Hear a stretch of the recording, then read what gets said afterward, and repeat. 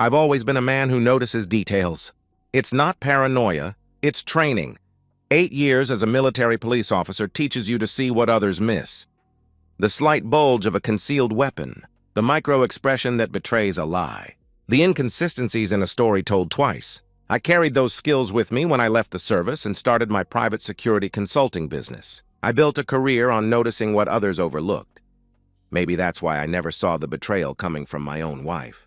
Sometimes you're so busy scanning the horizon for threats that you miss the knife at your back. Lauren and I met 13 years ago, married 11 years ago.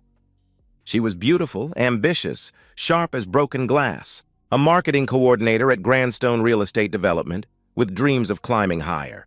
I admired that drive in her. She wasn't content to settle, and neither was I. We were equals, partners in a life we were building together. No children, mutual choice. We both wanted to focus on our careers, on building something stable before considering a family. Sometimes I wonder if that was the first sign, if having children would have anchored her in ways ambition never could. But that's hindsight talking, and hindsight is worse than useless. It just gives you new ways to torture yourself. We bought our house 5 years ago. Nothing extravagant, a modest 2-story in a quiet suburb. Good school district, low crime rate, decent neighbors who keep to themselves. I paid for most of it with my military benefits, put it primarily in my name. Lauren didn't mind. She was focused on advancement, not assets. When I make senior coordinator, she'd say, then we'll upgrade. Always looking ahead, my wife. Always seeing what could be instead of what was. The security system was my one indulgence. Top-of-the-line surveillance, cameras in every room, motion sensors, cloud backup with redundant systems. In our one-party consent state, it's perfectly legal. Lauren used to tease me about it. My overprotective soldier, she'd call me, rolling her eyes but smiling. She understood why I needed control over my environment. She knew about my deployments, the things I'd seen, the hypervigilance that never quite faded. She accepted it as part of the package. Part of me, or so I thought. 2 weeks before it happened, Lauren seemed distracted at dinner. She pushed her food around her plate, mentioned offhand that her new boss had big plans for the department. Richard Castellano, she said, looking up from her wine glass. He's restructuring everything. Says I might finally get that senior coordinator position. That's great, I told her, genuinely happy. You've earned it. She smiled, but it didn't reach her eyes. I should have noticed that, should have seen the subtle shift in her body language, the way she couldn't quite hold my gaze. All the signs were there. Little red flags I would have spotted immediately in anyone else.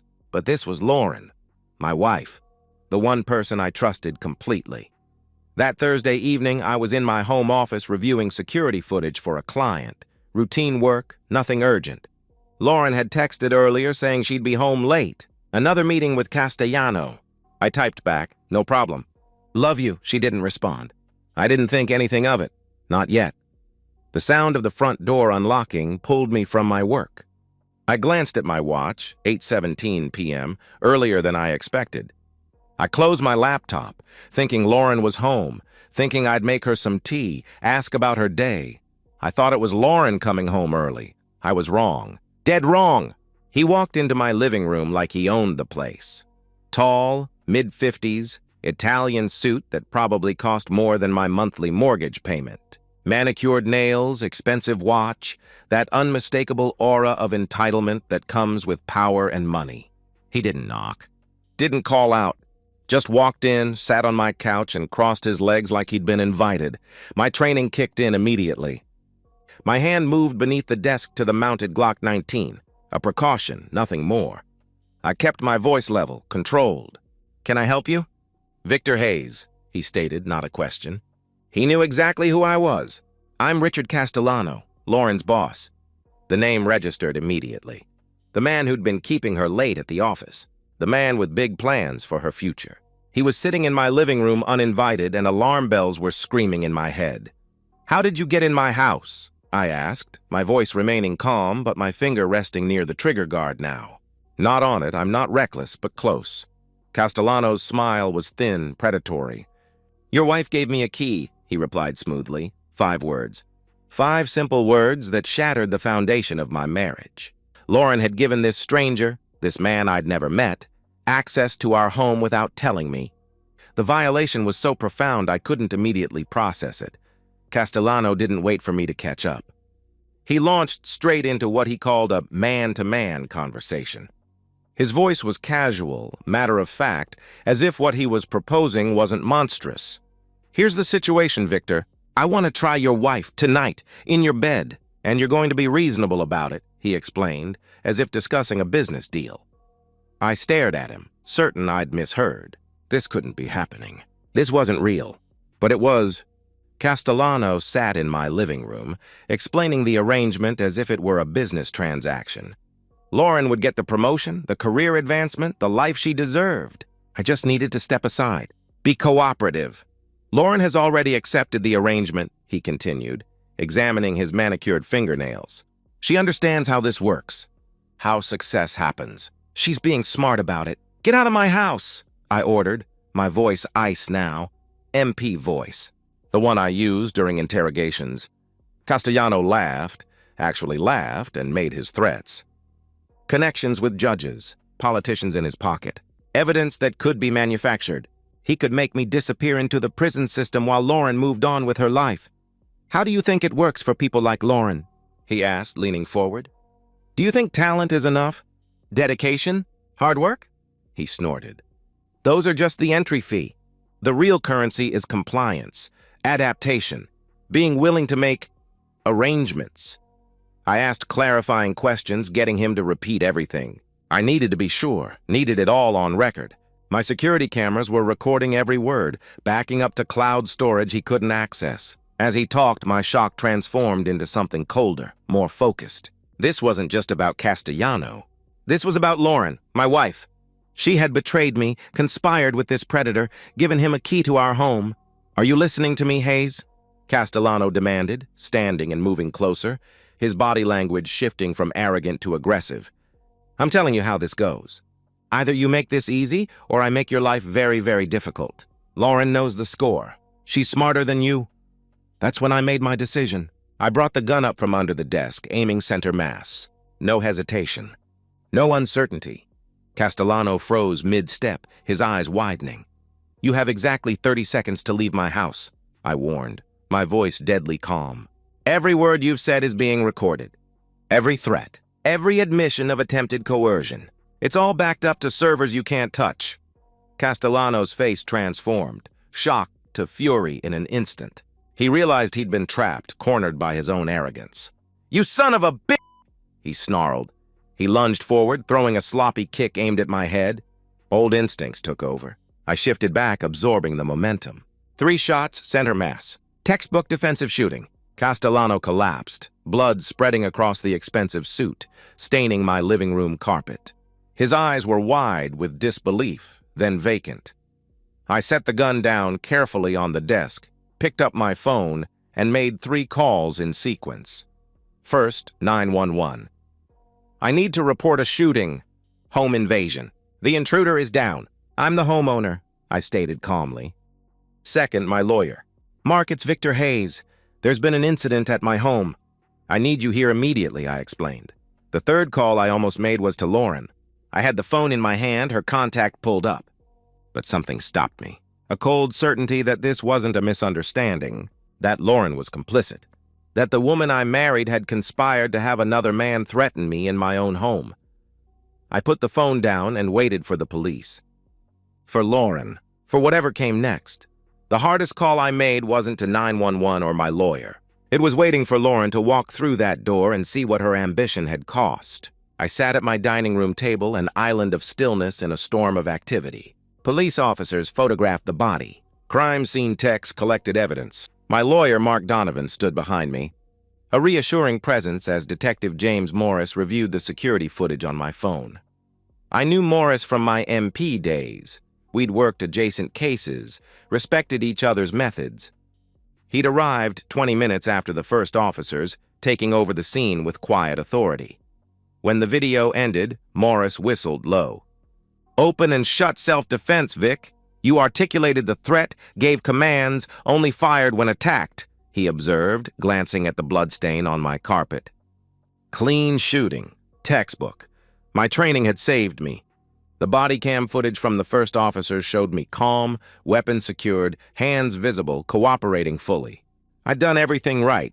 The system was working as it should. I was the victim here, the innocent party.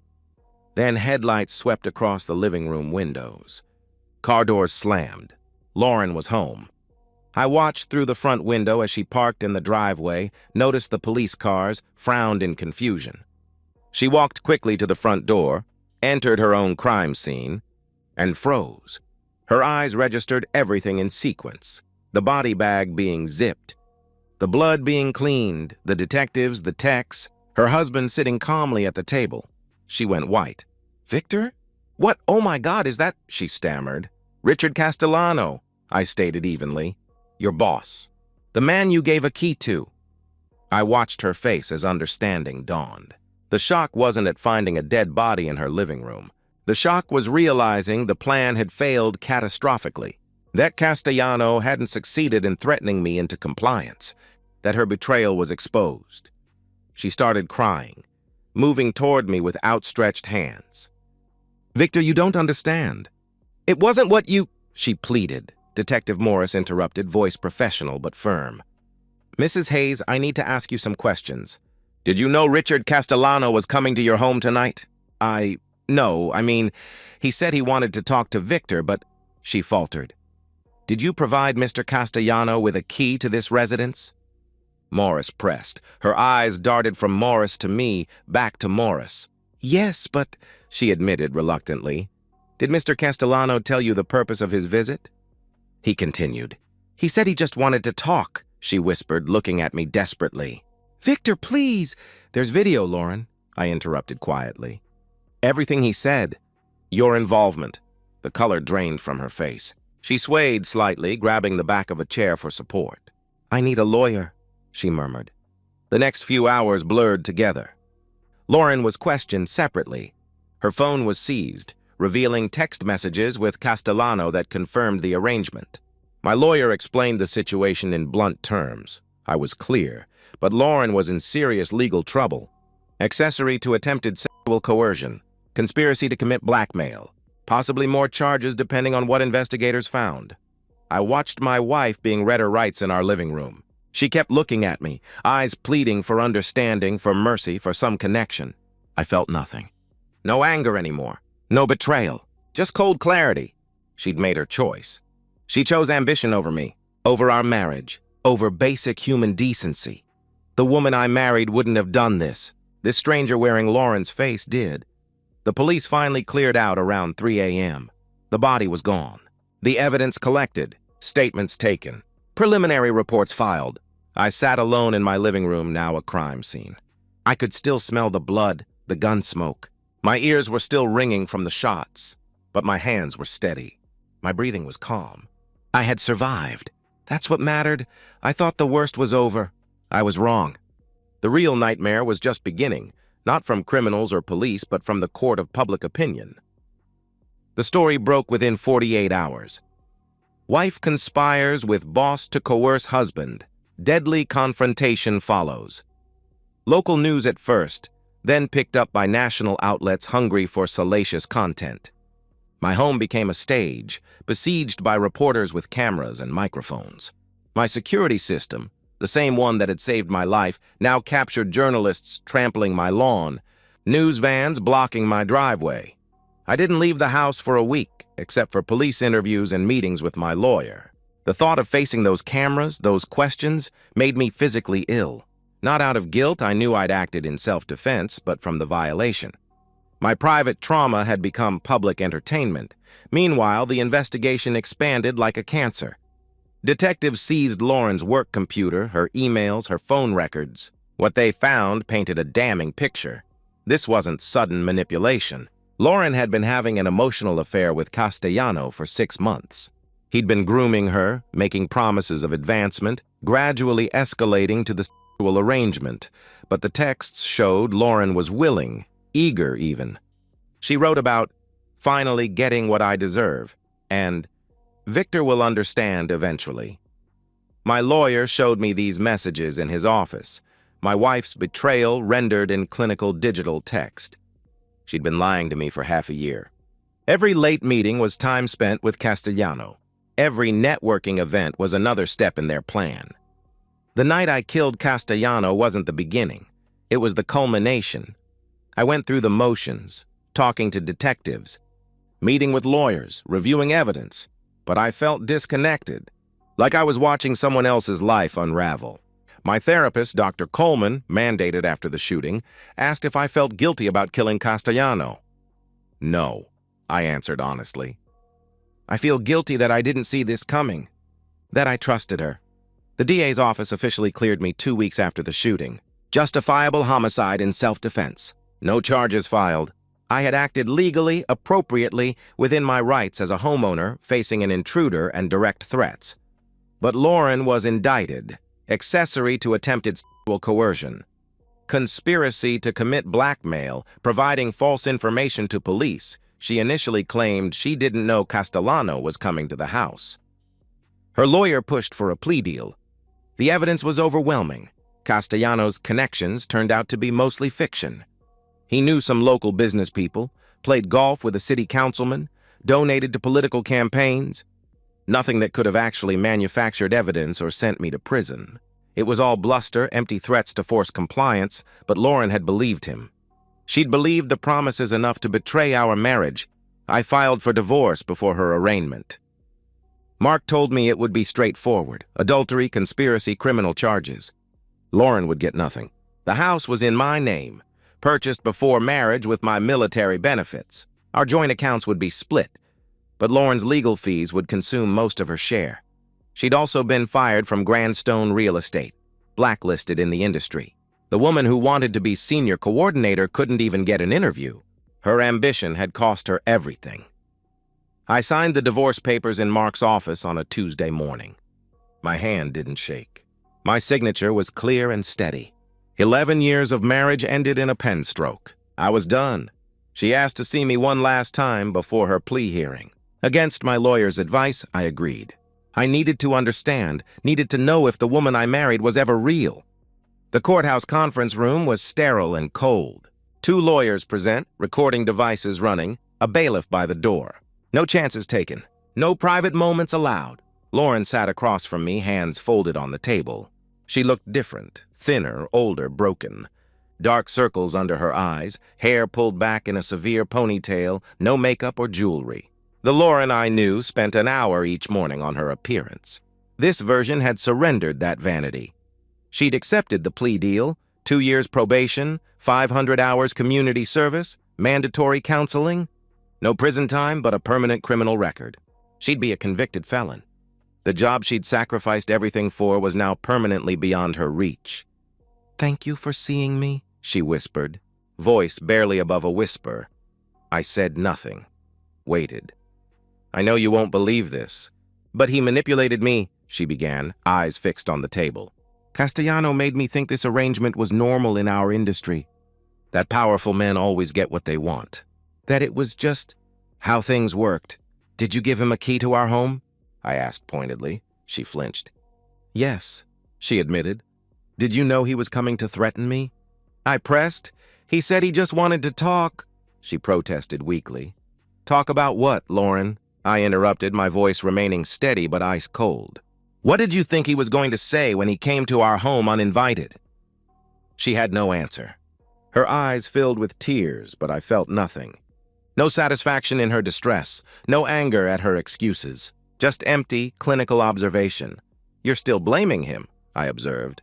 "Still framing yourself as a victim of manipulation rather than an active conspirator. It wasn't supposed to happen like that," she burst out. "He wasn't supposed to threaten you. He just said he'd talk to you, explain the situation, make you understand." "Understand what? That my wife was trading intimacy for a promotion?" I asked coldly. She flinched as if I'd slapped her. "You don't understand." "I wanted more, Victor.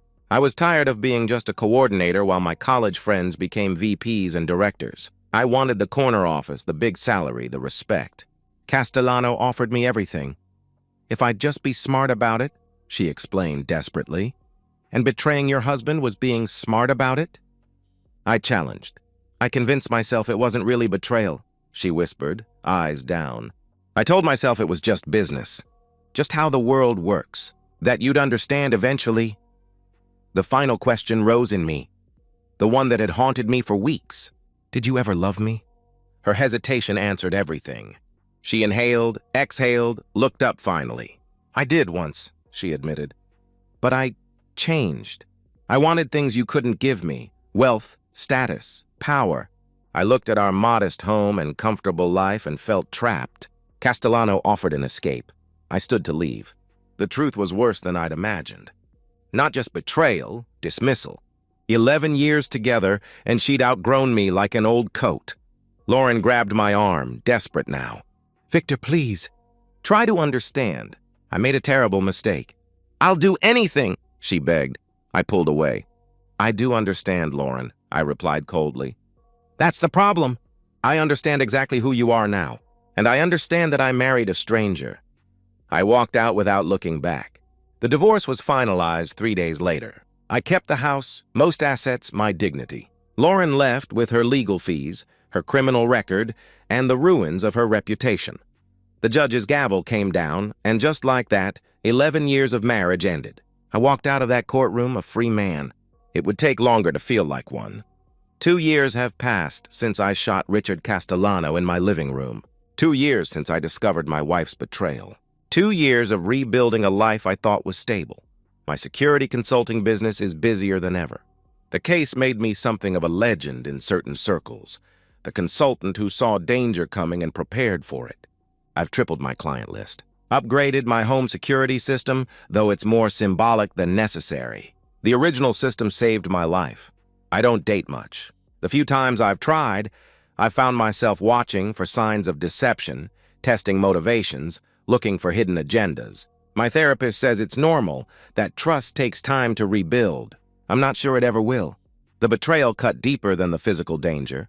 Lauren's willingness to sacrifice me for career advancement showed me how little our marriage actually meant.